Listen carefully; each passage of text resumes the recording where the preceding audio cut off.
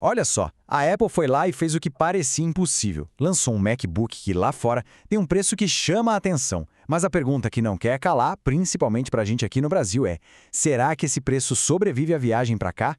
Hoje, a gente vai mergulhar fundo no novíssimo MacBook Neo para entender se ele é a porta de entrada dos sonhos para o mundo da maçã ou se é só mais um produto com aquele preço de luxo que a gente já conhece bem. E aí, pessoal do Ponto Dev, tudo na paz? Bora para mais uma análise daquelas que mexem com o bolso e com o coração de quem ama a tecnologia. Vamos descobrir juntos se essa nova aposta da Apple faz algum sentido na nossa realidade brasileira. Então, a promessa é tentadora. Um MacBook com design novinho, chip potente e um preço acessível. E esse acessível, claro, a gente precisa colocar numas aspas gigantes, né? Porque aqui no Brasil essa palavra tem um significado completamente diferente. A gente sabe que entre o preço em dólar e o que a gente paga em real tem um abismo. Um abismo de impostos, de logística e daquela famosa margem Brasil. E esse abismo tem um valor bem exato.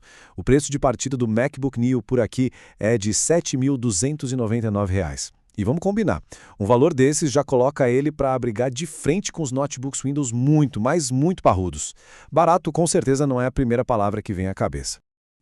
E é aqui que o queixo cai de verdade. Lá nos Estados Unidos, ele custa US$ 599. Se a gente fizesse uma conversão direta, mesmo com dólar nas alturas, nossa, não chegaria nem perto dos 7.300. Essa diferença absurda é o que a gente pode chamar de custo Brasil, na sua forma mais pura. Mas ok, preço é só uma parte da história. O que exatamente a gente leva para casa por esse valor todo? Vamos mergulhar nas especificações. Beleza, então vamos abrir o capô desse Neo. A gente precisa entender essa balança. De um lado está a promessa da qualidade e da experiência Apple. Do outro, estão todos os sacrifícios, todos os cortes que foram feitos para ele não custar o mesmo que o MacBook Air. Onde será que a Apple acertou a mão e onde ela economizou até demais? Bom, então o que é um MacBook Neo?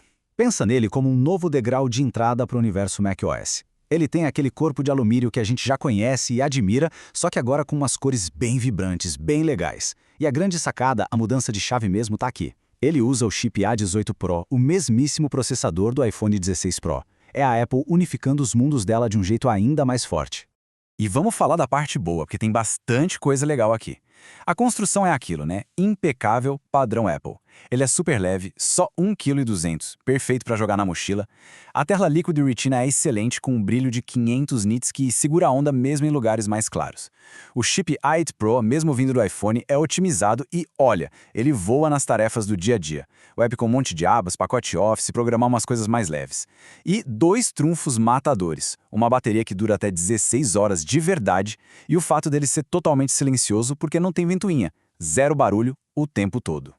Mas nem tudo são flores, né? E é aqui na lista de sacrifícios que o bicho pega e a gente precisa prestar atenção. Primeiro, um notebook nessa faixa de preço sem teclado iluminado, sinceramente, é um corte muito difícil de defender. Ele vem com 8 GB de RAM e é isso, não dá para aumentar depois. A tela é boa, mas não tem a gama de cores P3, que faz uma baita diferença para quem trabalha com foto e vídeo, e também não tem o True Tone. O trackpad não é o Force Touch que a gente ama, é um com clique físico mais simples, e para fechar com chave de ouro, o modelo de entrada não tem nem o Touch ID para desbloquear com o dedo. Isso ficou só para o modelo mais caro. São cortes que no fim do dia afetam a experiência de uso. Tá, e para a gente ter uma referência dentro da própria Apple, vamos comparar rapidinho com o MacBook Air com chip M5. O Neo com o A18 Pro é ótimo para uma tarefa por vez, mas o M5 do Air foi pensado para multitarefa pesada, para compilar código, para editar vídeo. Ele tem núcleos de performance que fazem toda a diferença. A tela do Air é visivelmente superior com mais cores, mais tecnologia. O Air tem 2 portas Thunderbolt 4 que são absurdamente mais rápidas que a única porta USB 3 do Neo. A estratégia fica bem clara. O Neo é o bom para quem quer entrar no ecossistema. O Air já é o melhor para quem precisa de um pouco mais de fôlego. Ok, então a gente já entendeu onde o Neo se encaixa no mundo da Apple. Só que a briga de verdade não é com o irmão mais caro. A batalha real acontece aqui, na prateleira dos 7, 8 mil reais. E nesse ringue, o mundo Windows tem os competidores de peso prontos para a luta. Vamos ver quem são eles? O primeiro desafiante na área é o Asus VivoBook S14, e a arma secreta dele é um nocaute visual, a tela. E não estamos falando de um LCD bom não, estamos falando de um painel OLED, com resolução 2.8K e 120 Hz de atualização. O preto é preto de verdade, as cores pulam da tela de um jeito que o Neo não consegue nem sonhar em imitar. Para quem consome ou cria conteúdo visual, a diferença é da água para o vinho. O nosso segundo competidor é o Dell Inspiron 14 Plus. A Dell foi por um caminho bem interessante aqui usando um chip da Qualcomm, o Snapdragon X Plus.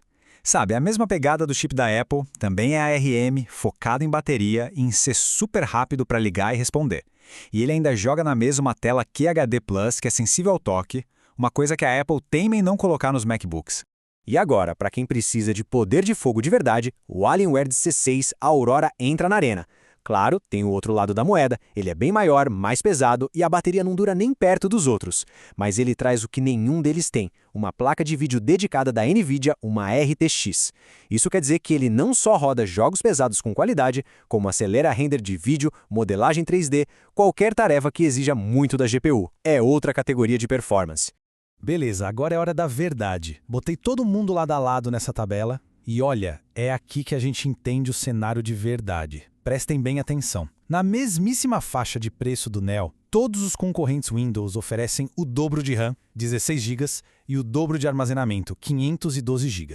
Gente, só isso aqui já é um negócio para parar e pensar, né? Aí a gente soma as vantagens de cada um. O Asus com aquela tela OLED imbatível, o Dell com a praticidade da tela Touch, o Alienware com a potência gráfica dedicada. E o MacBook Neo? A grande e talvez a única vantagem dele nessa briga é o macOS e a integração perfeita com o ecossistema Apple. A escolha aqui fica muito clara. É uma troca direta entre especificações brutas e sistema operacional.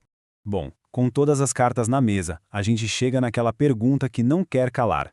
Ok, entendi as diferenças, mas no final das contas, qual levar para casa? E para responder isso, não tem uma resposta única, pronta. A melhor escolha depende totalmente de quem está comprando e do que vai fazer com a máquina. Vamos definir os perfis de uso? Então, para quem esse MacBook Neo é a pedida certa? Primeiro, para quem é fã de carteirinha do ecossistema Apple, que já tem iPhone, iPad, Apple Watch e quer que tudo simplesmente funcione junto sem dor de cabeça. Segundo, para estudantes que precisam de um notebook que seja uma pluma, com uma bateria que aguente um dia inteiro de aulas longe da tomada. E terceiro, para quem faz tarefas mais básicas e valoriza um sistema simples, seguro e um design premium acima de qualquer outra coisa. Se esse é o caso, a experiência do Neo pode sim valer mais do que os gigabytes a menos. E os concorrentes Windows? Bom, eles miram em públicos bem definidos.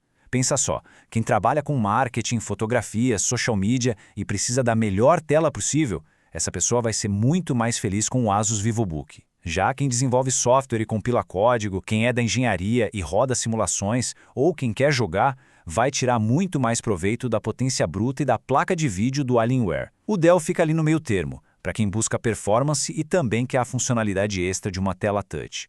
Então, o guia para a decisão é mais ou menos este. Passo 1 é preciso ser 100% honesto sobre qual vai ser o uso principal da máquina. É mais para escrever e navegar ou para editar vídeos e jogar?